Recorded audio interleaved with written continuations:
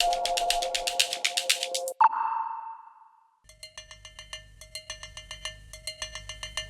biggest themes for me at Dmexco are about the evolution of advertising from interruption, from assuming you can capture an audience and interrupt it, to providing value. And I think when we look at things like native advertising and content marketing, especially in the world of mobile, for example, you have to provide value that the consumers find to be interesting. Otherwise, they're voting with how they're behaving, with ad blockers and with ignoring all old forms of advertising.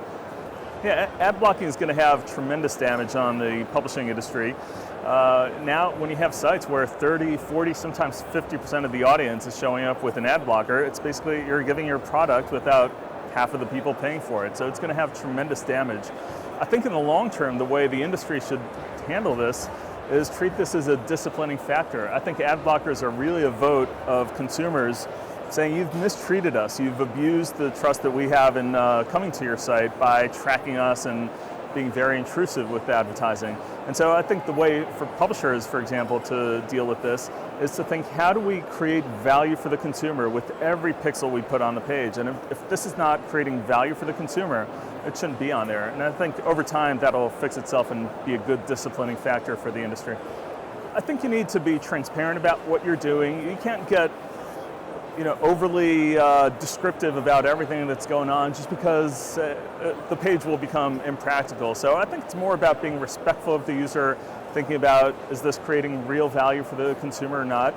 And then I think people will accept advertising. If you look at Google, say, some of the best search results on every page are actually the ads. So that's a very respectful and value-creating experience, and I think people accept it. They don't generally block paid search from Google. And I think the same thing happens with Outbrain, where the content recommendations are creating value and are respectful of the user. So I think those forms of value-creating marketing messages are going to be accepted and are going to be fine. And you have to be transparent and build a trust with the consumer, but it's really, before transparency, it's just about being respectful of the consumer and creating value.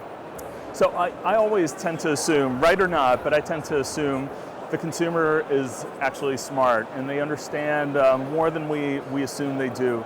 And so, as long as you're not trying to deceive the user, which I think should be regulated and should be clarified, then I think consumers understand what is marketing and what's not, and they take those things with a grain of salt. And so, I think you need, again, to be respectful and create value for the consumer, and they'll decide what they trust and what they don't. We've seen in previous advertising formats that when you're not respectful of the consumer, they build banner blindness and start ignoring the ads and all that. So.